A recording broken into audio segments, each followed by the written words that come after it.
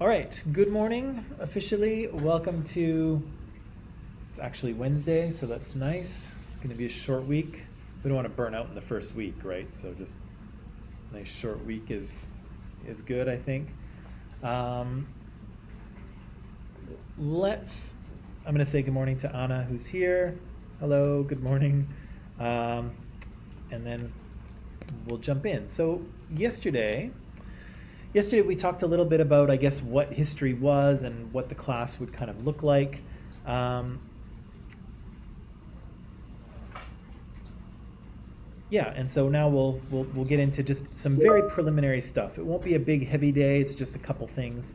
In this course, there are a few kind of big ideas that sort of underlie what we'll be talking about, and so they kind of characterize the 20th century in a particular way, and we'll try to kind of pay attention to some of these really broad themes. And one of them is this, is that nationalist movements can unite people in common causes or can lead to intense conflict between different groups.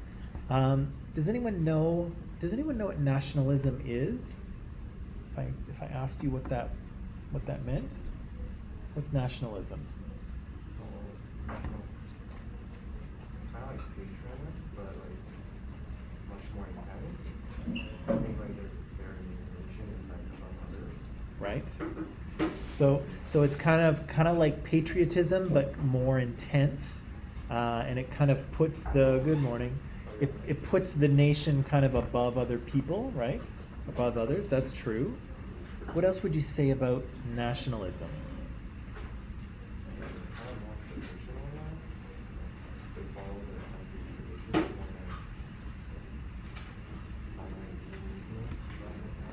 Okay, they follow their country's traditions a little more stringently. Yeah, good.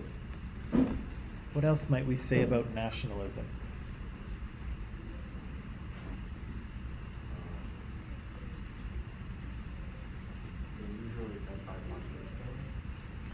In some cases, yeah, nationalist movements are sometimes led by a single person. Good.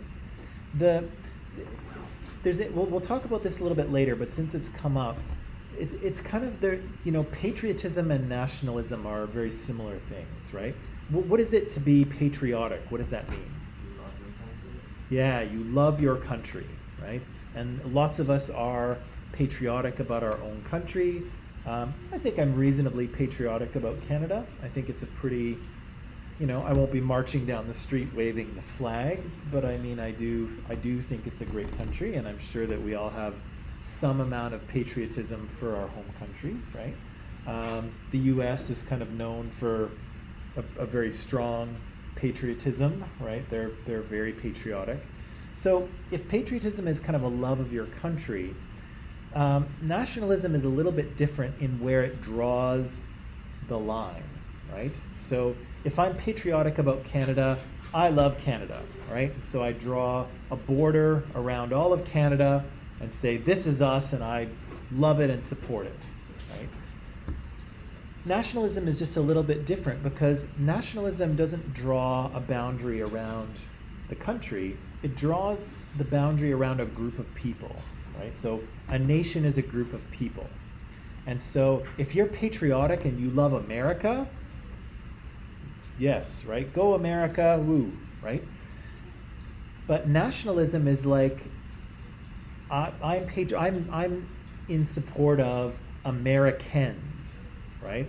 I support and love Americans, and I feel Americans should have the power to do their own thing and chart their own course and choose their own destiny, right? And then, of course, the question becomes, who are Americans, right? Are Americans everybody who lives in America? Everybody lives in the United States? Or is it a smaller group? Are there a certain type of people who are real Americans and certain type of people who are not real Americans, right? And that's kind of where we'll get into this. That's where nationalism can start to get dangerous, right? Because it starts to exclude certain groups of people, right? Patriotism is, yes, I love my country, I support my country. Nationalism is, I love and support the nation, the group of people, right? And again, it depends where you draw that line, right? If you draw that line around all Canadians, fantastic. If you draw it in a smaller group and say, well, these are the real Canadians and these other people aren't, right? Maybe immigrants, for instance, well, then that's different, right? And that can start to push people apart rather than unite them, but we'll get to that later. Big idea too, the rapid development and proliferation is spread, fancy word, proliferation of technology led to profound social, economic, and political changes. Undoubtedly true. We'll try to point out how and when that happened, okay? Because there's lots of technological innovation in the 20th century that sets the stage for where we are today. And here, this is maybe a little bit of what we'll talk about today.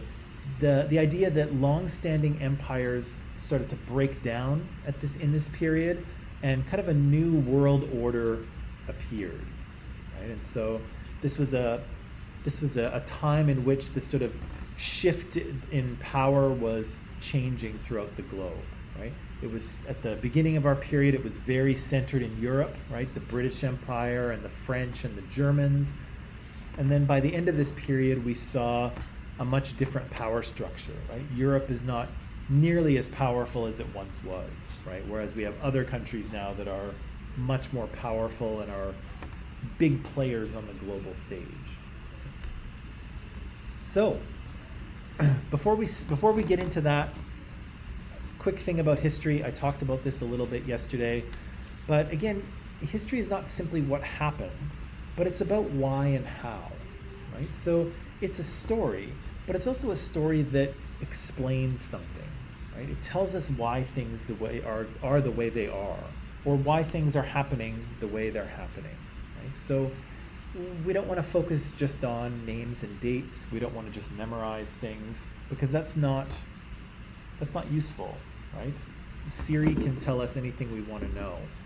But what we have to do is try to figure out what it all means, right? What can we learn from these stories that have happened in the past and maybe are happening again right now? If you read what historians write, you'll be reading narratives, right? So historians will try to tell you a story, right? Here's what happened, but not just here's what happened, but here's what happened and here's why, right?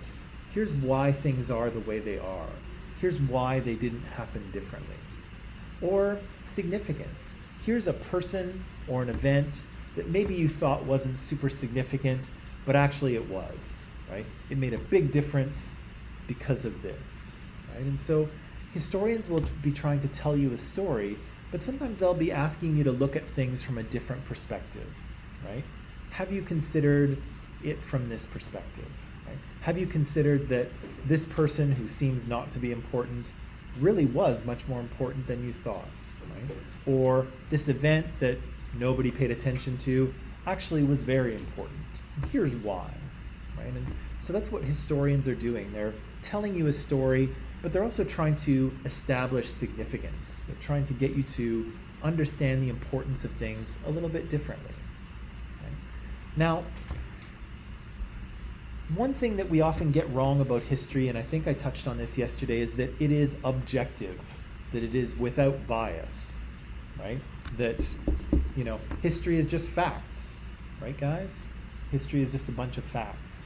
And, some of those things are true, and they are objective facts, right?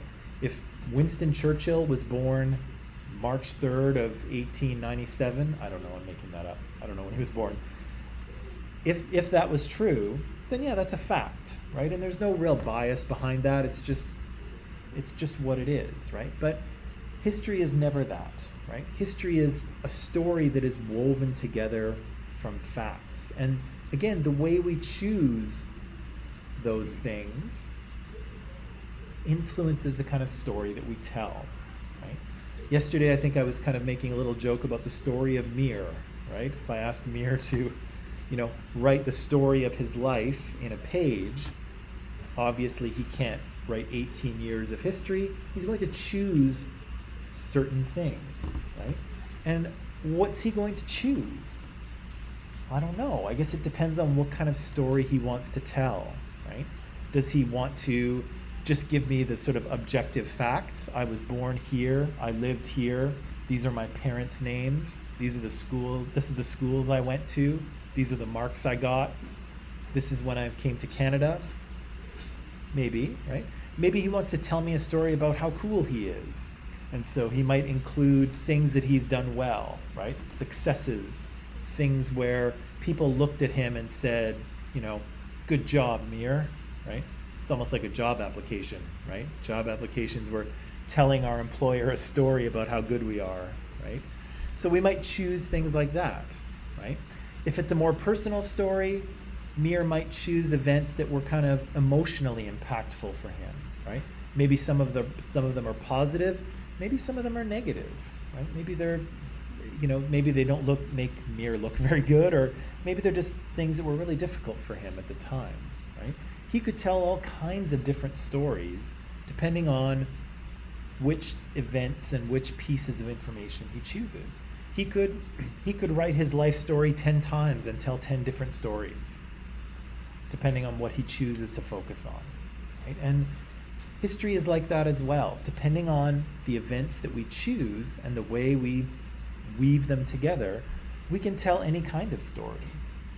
Well, not any kind of story, but multiple stories, right? And this is important to understand about history as well, is that history is made up of sources that are not entirely free of bias. They're not objective. So,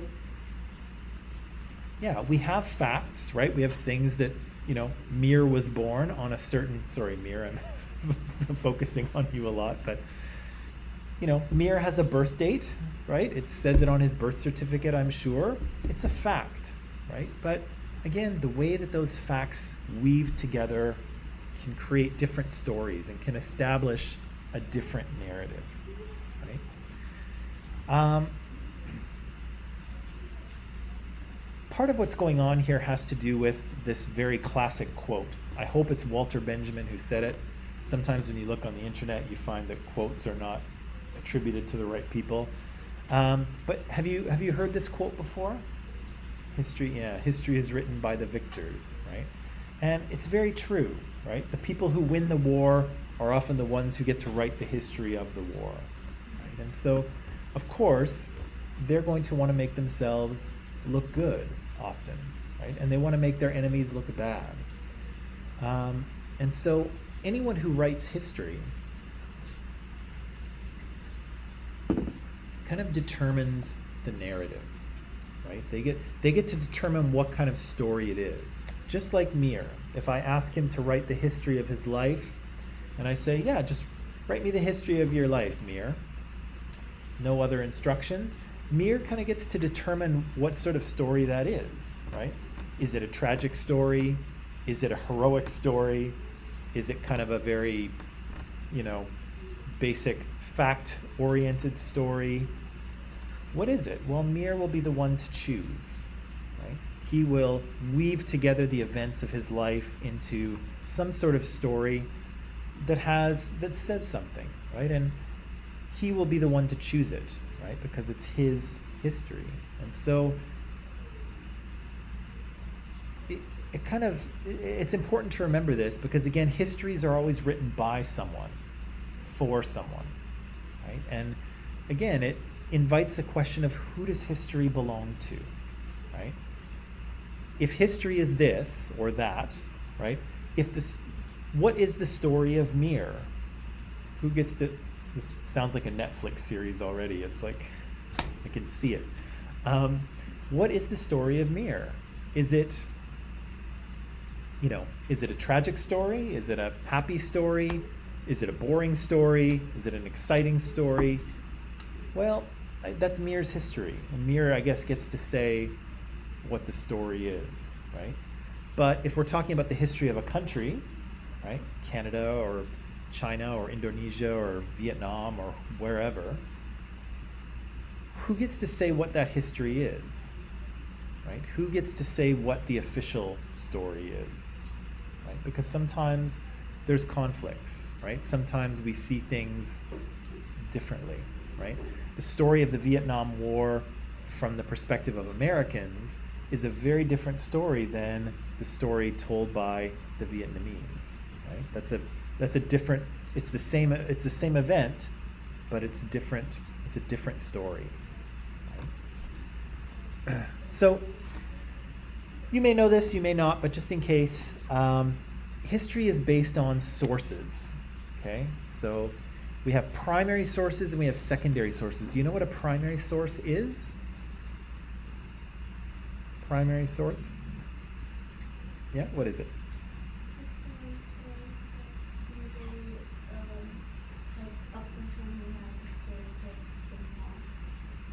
Yeah, so yeah, usually a primary source is when somebody has experienced something themselves, right? And then they created some sort of document or text or media, right?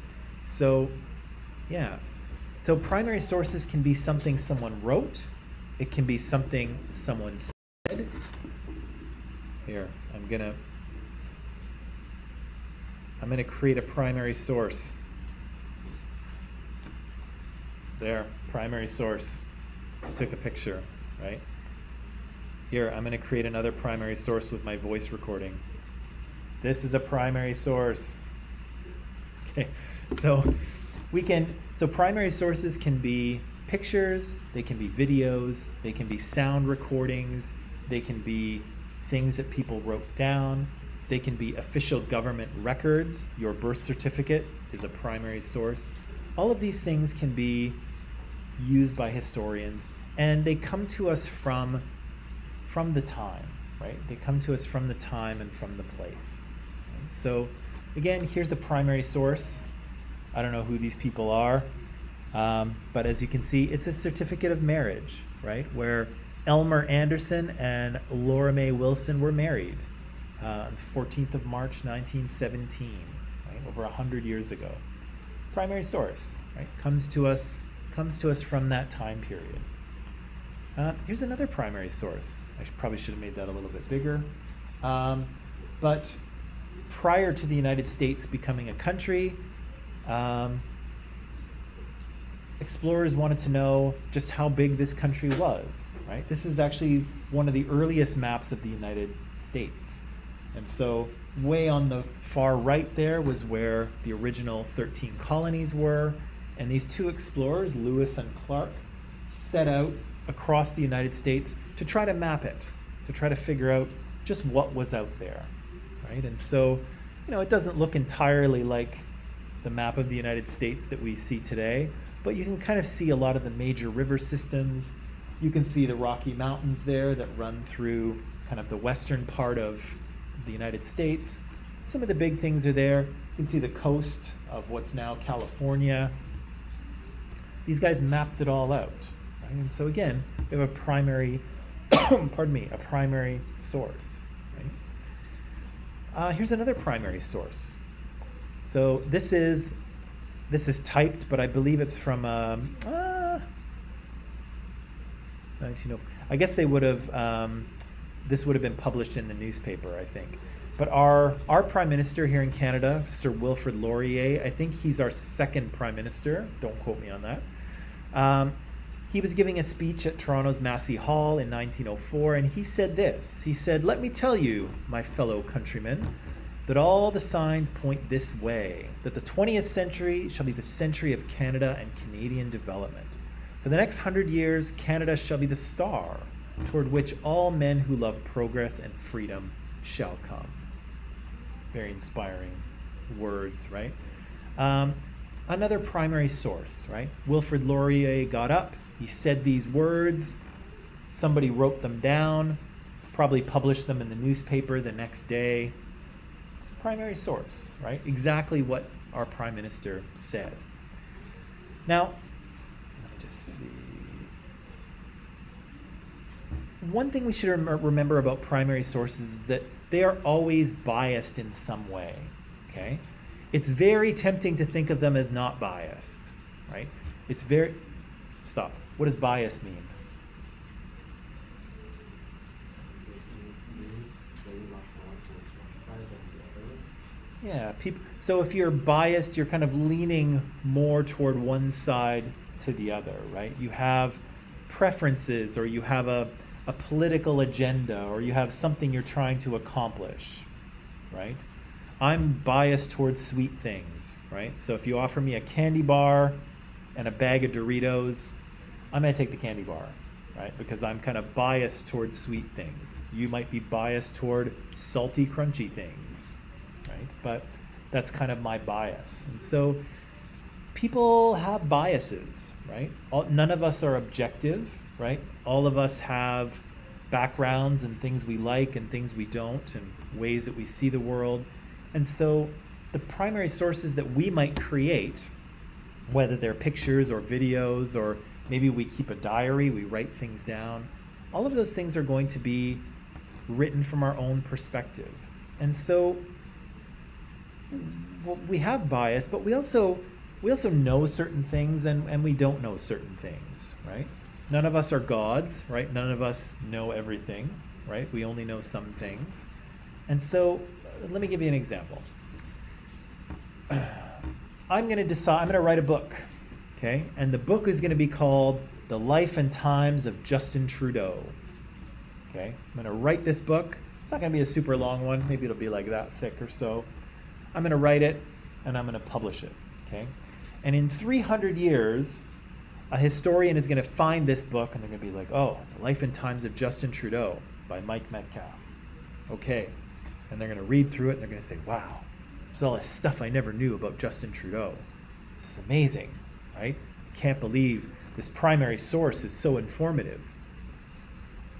Do I know Justin Trudeau? Well, you don't know. I could know him. I don't. I don't know him. I've never seen him in person. I've never been in the same room as him. I've been in the same city as him at the same time. That's all I can say. Never seen him in person. I've never communicated with him. I know him as well as any of you do. Okay? So I could write a book about Justin Trudeau, The Life and Times of Justin Trudeau, but do I really know anything about him? Nothing special, right? Like, I don't know anything that any of us doesn't know. So my primary source might come from the time, right? The historian in 300 years might look at my book and say, wow, this guy was alive at the time. He must have known. But did he know? No, he doesn't know anything, right? I don't know anything more than any of you, right?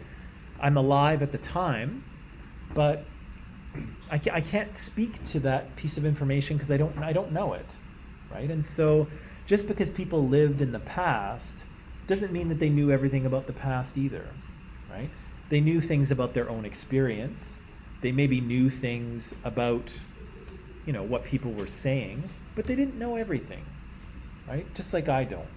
And so just because we have a primary source doesn't mean that it is perfect and all-knowing, right? Because people, have their own bias. They don't know things. What if I hate Justin Trudeau? And I'm like, you know what? I'm going to write this book, and it's going to make him sound so awful. It's going to be totally made up, but whatever.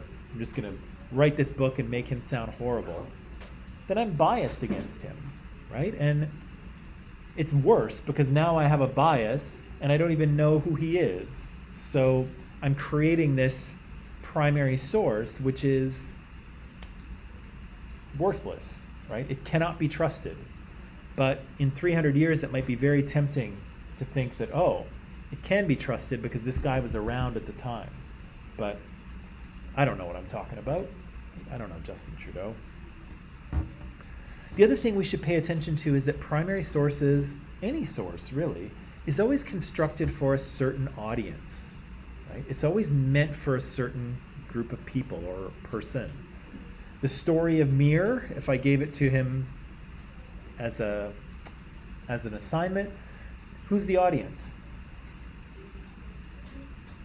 Me, right? I'm the teacher. I'm giving him an assignment. He's writing it for me, right? So I can mark it. I'm the audience.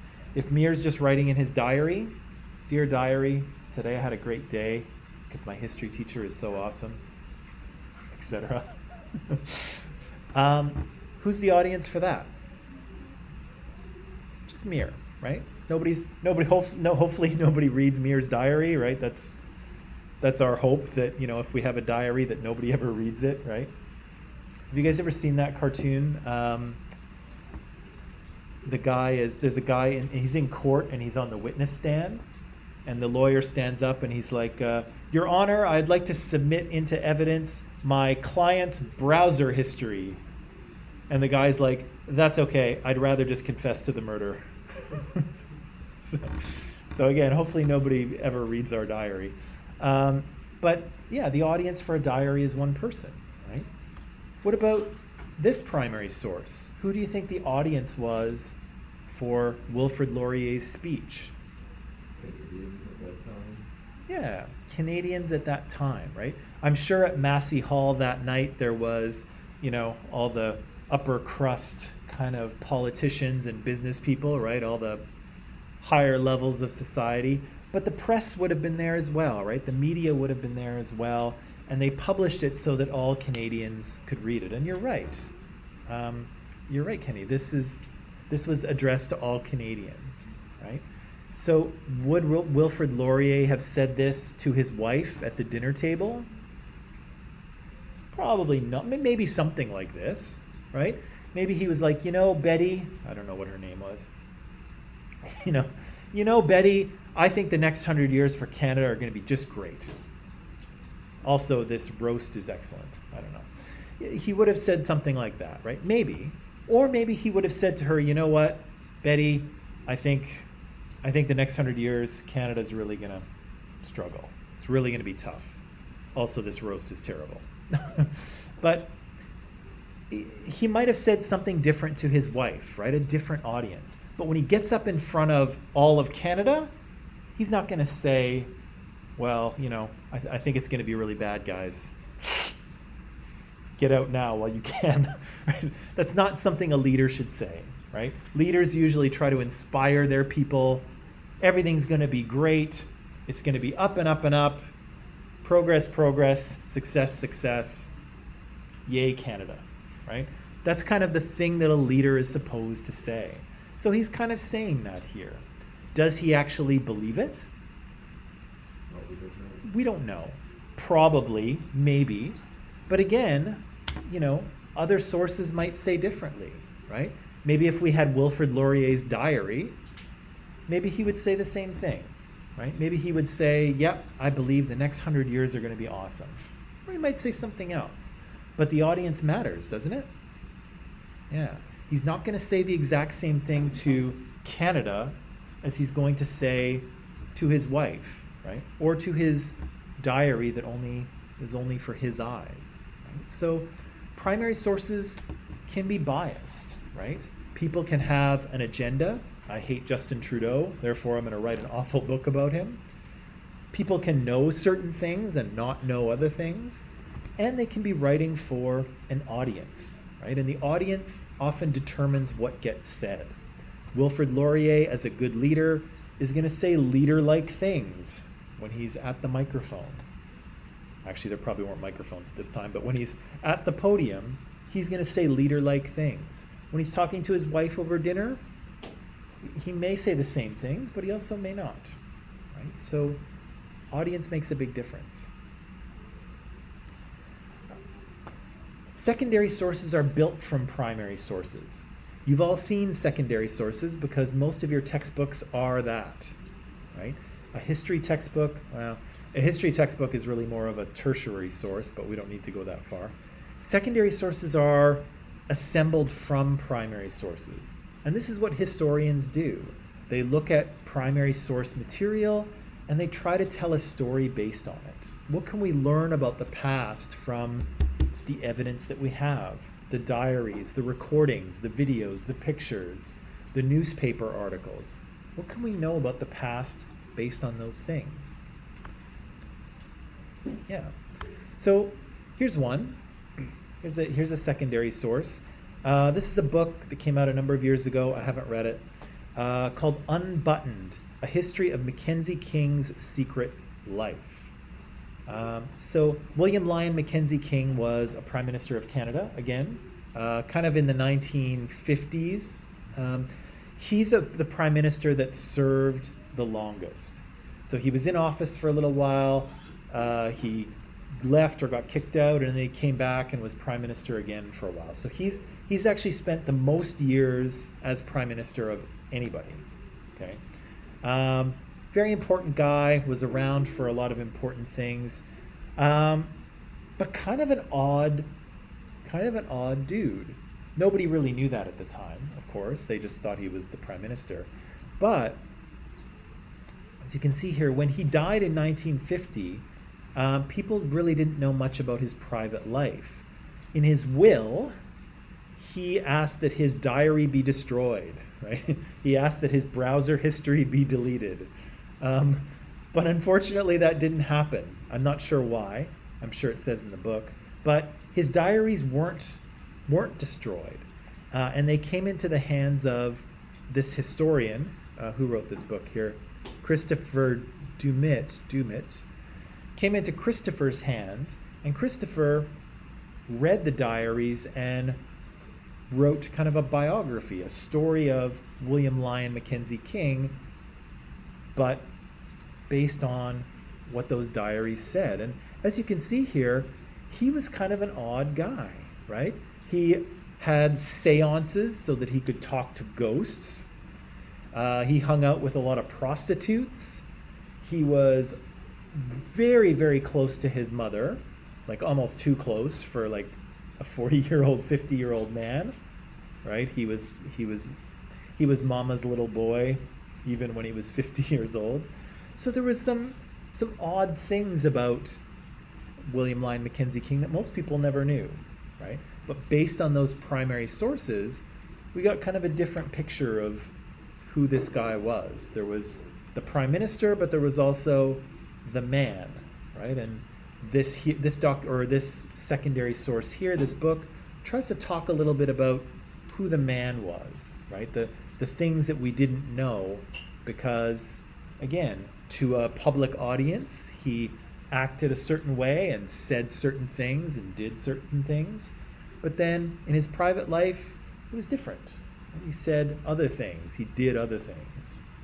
And so we have kind of a new perspective on who this man was based on those primary sources. Right. So are we okay with primary sources, secondary sources? Yeah? Okay. So let's start here around World War I, before World War I. So we're thinking about the early 1900s, okay? What do you think life was like in the early 1900s in Europe, let's say? What was life like? Riding a horse between states, killing people for no reason, burning women because they wish. I think that's too early. No, that's too early. I think you're thinking of like the medieval period. Yeah, there were no witch hunts or anything. Hopefully. So, pre-World War I, we have it's really a very different world. Okay, so Europe is kind of a very conservative society. Most people are involved in either agriculture or manufacturing, right? So Europe has industrialized, right? So the Industrial Revolution has happened. There are factories that have sprung up everywhere, and people are churning out factory goods, iron and cloth and rubber and things like that. People still work quite hard, often physically. There's not much in the way of consumer goods, right? So people have their clothes and the things that they need to, make food in their house or whatever, but they don't have a lot of stuff. We have a lot of stuff nowadays, don't we? We have stuff. They didn't really have stuff. Most houses didn't, actually, basically no houses had electricity. Everybody was heating their house with a wood furnace or with an oil furnace. People's lights were oil lamps that they would turn on. They were full of oil and they burned that oil. There's not really any cars to speak of. If you want to get around, you have to get around on horses and horse carriages. Ships exist, right? But they're big ocean liner kind of things. Technologically speaking, it's a very, basic way of life. People get their information through word of mouth, right? They go to the pub, have a beer, and talk to their friends, or they read the newspaper, right? There's no radios, there's no telephones, there's certainly no televisions. None of that stuff, right? None of that stuff exists. So it's a really different world from where we are today, or even just 20 years later. It's kind of a very basic world. Globally speaking, the power is in Europe, right? Those are the countries that industrialized first: Britain and France, Germany, Netherlands. Those guys industrialized, and they used that power and wealth in order to colonize the rest of the world, right? So many of us are from colonized nations, right, where the British or the French or the Dutch or the Germans showed up, took over the place, and started collecting natural resources for themselves, right? And in doing so, often destroyed environments, enslaved people, killed people. It was a messy process, right? But this was a world in which colonial empires were important, right? That was how you made money, right? You went out into the world, you took over other places, you took their natural resources, you brought them home to your home country, you manufactured them into things in your factories, and then you sold them, often back to the original colony, to make money. And so this is a very profitable profitable arrangement for industrialized countries.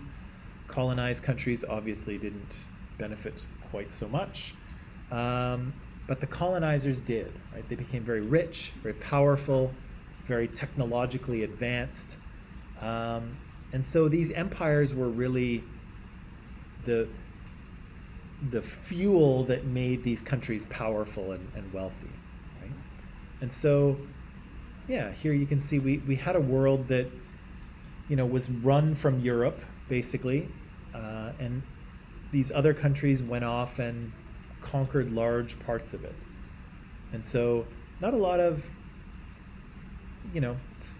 parts of the world are independent, but parts of them are well under the control of European countries, right? And so keeping your colonies, keeping control of them, extracting their resources, and maintaining shipping lanes so you can send products back and forth, that's really important in this time for colonized, or for colonizer nations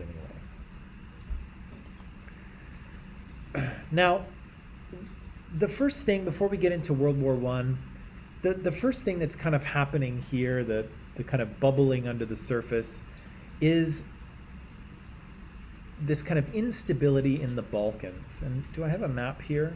Nope. Should have put a map in.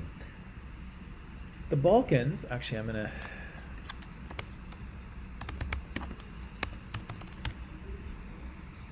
there we go. Perfect. Balkans are here.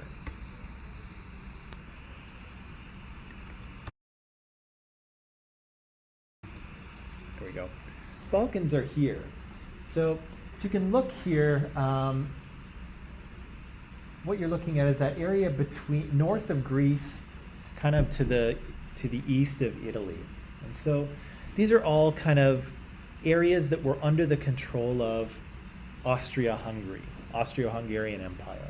And the Balkans are made up of a bunch of smaller areas. They're kind of countries at this point, but they're under the control of Austria-Hungary.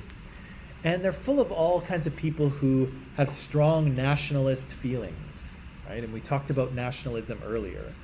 So the idea behind nationalism is that my people are great, we are proud, and not only that, but we should be able to control our own destiny, make our own choices, right? And so that's how the Serbs feel, right? That's how the Croatians feel. That's how the Bosnians feel, right? They all feel like they're a separate people. They have pride in their people, and they want to rule themselves, right? And so they're trying to do that. They're fighting for independence, while Austria-Hungary is saying, no, you're not getting your independence. You are under our control. And the reason they're under their control is because there's a lot of trade coming through this part of the world, right? Through the Mediterranean and into, and from the Black Sea into Europe. And so Austria-Hungary doesn't want to lose their trade. And so while the Balkan regions are saying, we want independence, Austria-Hungary is saying, no, you don't. Quiet down, you guys. We're ruling you. The end. Okay. So there's this kind of instability happening. There's some light warfare that happens in 1912 and 1913, and it starts making everybody nervous, right? It starts making everyone nervous, and they feel that there might be a European conflict, okay? And when people start to get nervous about this, they start to build weapons, okay? And so Austria-Hungary is looking at these unhappy Balkan nations, and they're like, you know what? We better arm ourselves, right? We're in trouble, right? Yeah. And then France looks at Austria-Hungary, and they're like, they're building the weapons. No, sorry, it's a bad French accent. So the French look at the Austro-Hungarians, and they're saying, oh, they're building weapons. That's a little scary. Maybe we should build some too, right? And then the Germans look and they say, oh, the French are building weapons, guys. Maybe we should build some too, right? And then the British look across the English Channel and they're like, oh, everybody's building weapons over there. Maybe we should too. And so everyone starts to build weapons, right? Guns and cannons and explosives and all kinds of things. Nobody knows what's going to happen, but everyone gets increasingly worried, right? Because everyone is looking over the fence at their neighbor, seeing them build weapons and saying, oh, guys, we got to build more. They're building a lot, right? So everybody starts arming themselves, not for any reason, but they just are nervous. So yeah, we get lots and lots of military buildup here. Not for any reason, just because everyone's kind of nervous. Similarly, when people start to get nervous, they arm themselves, but they also start to look for allies. They start to look for friends. If somebody attacks me, who will come to my aid? Who will come to my defense? And so people start to reach out. France, of course, reaches out to Britain and then to Russia and says, hey, if anyone attacks me, will you back me up? I'll back you up. Right? And so they form themselves into alliances. The idea, of course, is that nobody will attack me if I've got a bunch of big friends behind me. Which seems to have been a good idea, but maybe not. So prior to 1914, we kind of get a few alliances here. So you can see the Allied powers, of course, Russia, France, and Great Britain. And then we have these central powers, Germany, Austria-Hungary, and the Ottoman Empire. So these two kind of blocks ally themselves with each other. And then again, with the idea that you'd have to be insane to attack any of these countries, because if you did, you'd be attacking the other two or three, right? And that would be the end of you. So again, we have these alliances kind of set up to make sure that nobody attacks anyone else. In the end, it doesn't really work, but that's the idea.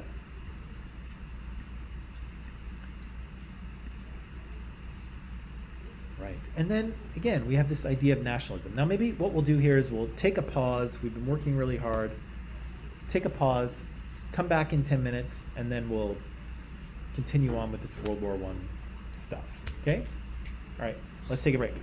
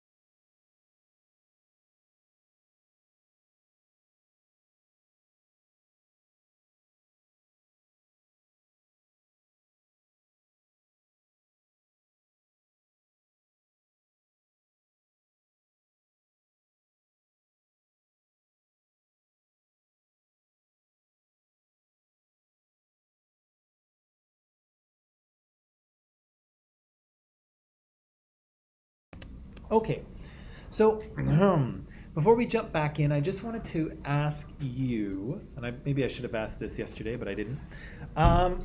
Who has studied this period of history before, the roughly 1900 to 1999? A little bit, a little bit.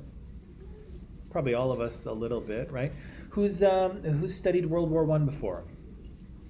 Okay, so what I'm kind of telling you is not brand new, or it is kind of, sort of. It was a while ago and you've forgotten everything. Okay, it's all right. Okay, that's fine. I just wanted to, I always want to see whether what we're talking about is worthwhile, or is it stuff we know already. But it's okay. We're not going to spend a lot of time on World War One, but just it's a good refresher, I guess. Okay. All right. So we said, of course, that I'm just going to back up a little bit here. There was instability in that Balkan area, right? Those Balkan nations wanted independence, right? They wanted to rule themselves. And we talked about this a little bit earlier in the day, the idea that a nation is kind of a group of people, right? And they share a common language. Sometimes they share traditions or culture. Sometimes they share an ethnicity.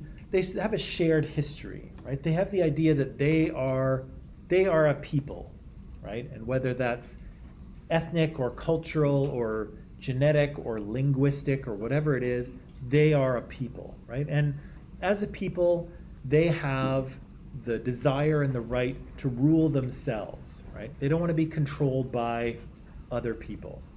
And this is again, this is a bit of a tangent. This is still a strong force today, right? For the most part, this is how we have created countries in the past, right? We've drawn a border around a nation of people, and we've said, okay, this is a nation, this is a country, right? Where is China? Well, here's a bunch of people who identify as Chinese, and we're going to draw a border around them, right? Where is India? Well, there are all these people who see themselves as Indians. We're going to draw a line around them, right? Where is Germany? Here's a bunch of German people. We're going to draw a line around it. There, that's Germany, right? And for the most part, that's how we've created countries. We've tried to draw a border around groups of people and say, okay, that is a country, that is a state, right? And again, sometimes we've done a good job, sometimes we've done a bad job. Sometimes there are other nations mixed in and we've just drawn the lines anyway. We haven't really done a perfect job, but a lot of countries around the world have been created based on nationalism, right? Based on the idea that there is a group of people, they are all the same, they see themselves as one group, and so we're going to draw a line around them and call them a country. Again, sometimes we've done a good job there, sometimes not so much, but that's been the idea. So that's a lot of extra information. So there's a few things going on, right? Everyone is allied with each other in Europe. Everyone has built up their army and their weapons. These Balkans are unstable. And then finally we have a catalyst event, right? A spark that lights the whole thing, right? And if you know anything about World War I, you'll probably know about this, the assassination of Archduke Franz Ferdinand by this Serbian guy named Gavrilo Princip.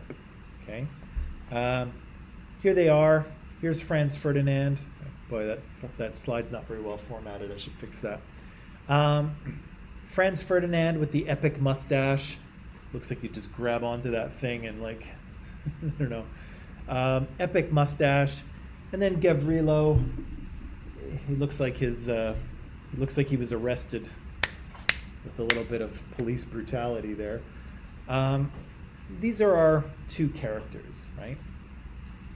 Now, Franz Ferdinand here is part of the royal family of Austria-Hungary.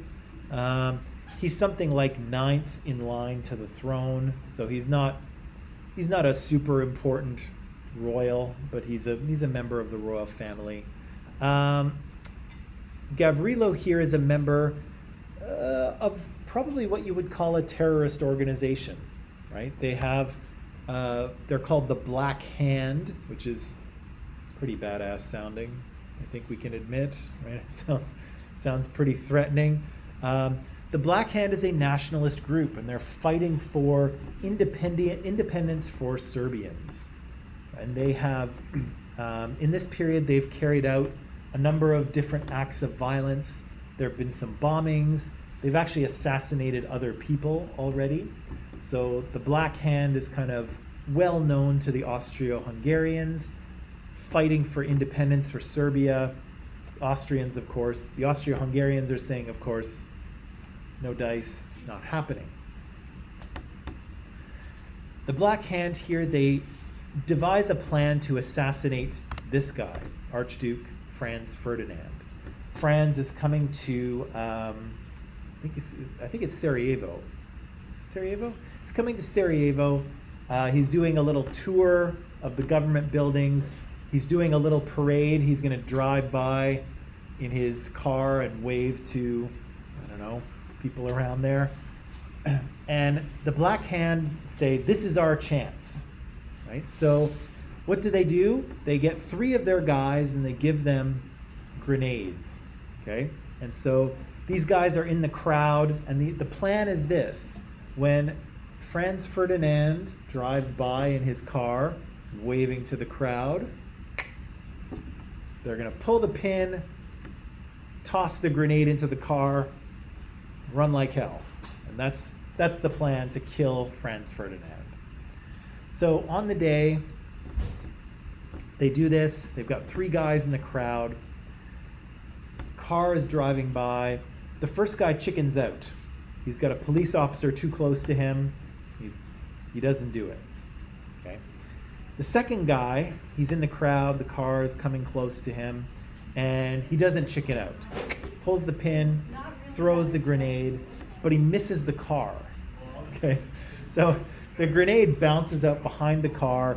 It blows up, and it's chaos, right? People are screaming. People are running away.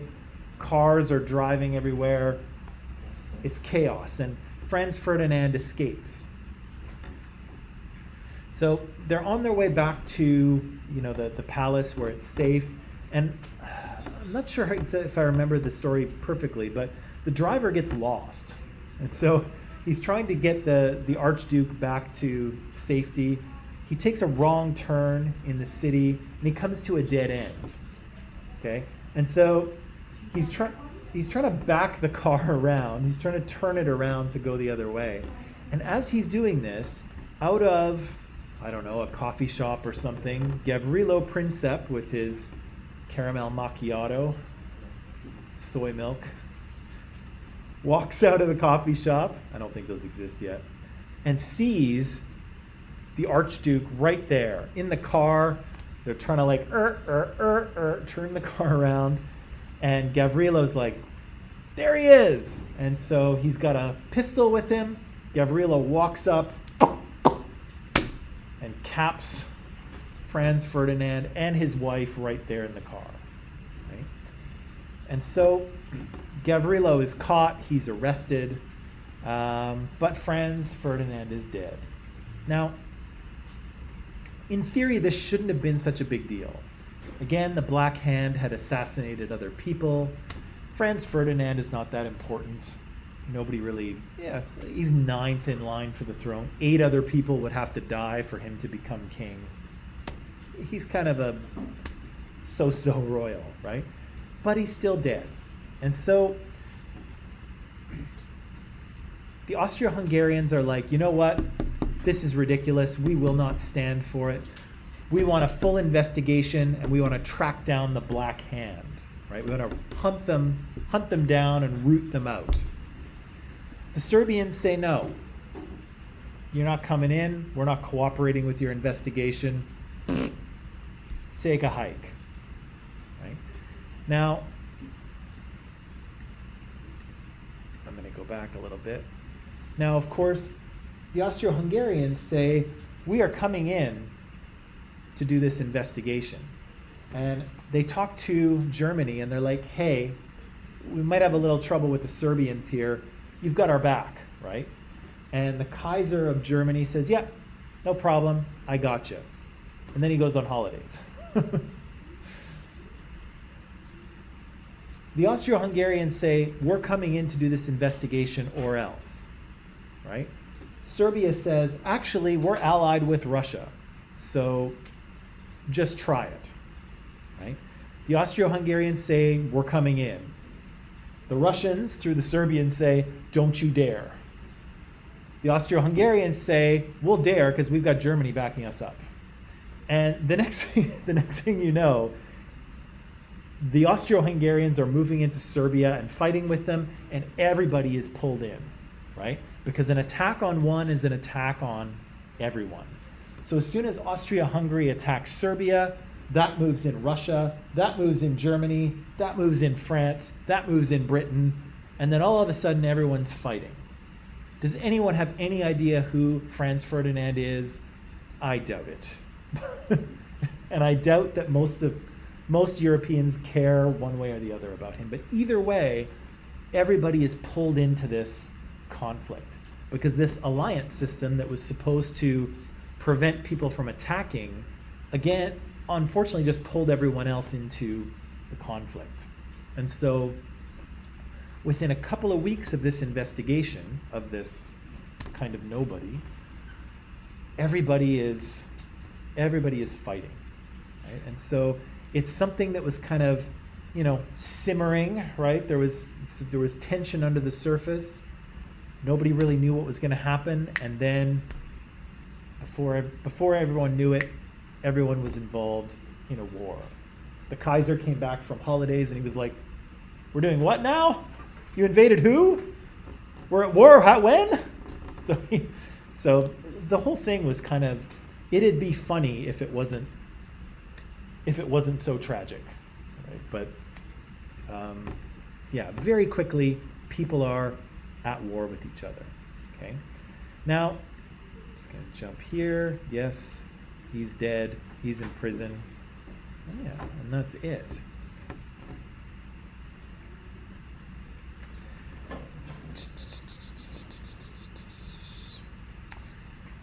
I think that's all I had for you today, believe it or not. I thought that would take a little bit longer, but it didn't. But what I would like to do today is I would like to get you some textbooks so that you so that you have them. Okay. So here's what I'm going to do: 1, 2, 3, 4, 5, 6. So what I'm going to do, Anna, I think I'm gonna let you go here. I'm going to let you go because I'll be able to provide you with the text pages through Microsoft Teams. But for people in class, I'm just going to get some books for you. So Anna, I'm going to turn you loose. You're okay. I'll see you tomorrow, okay? And yeah, I'll get people their books in here. So I'll see you then.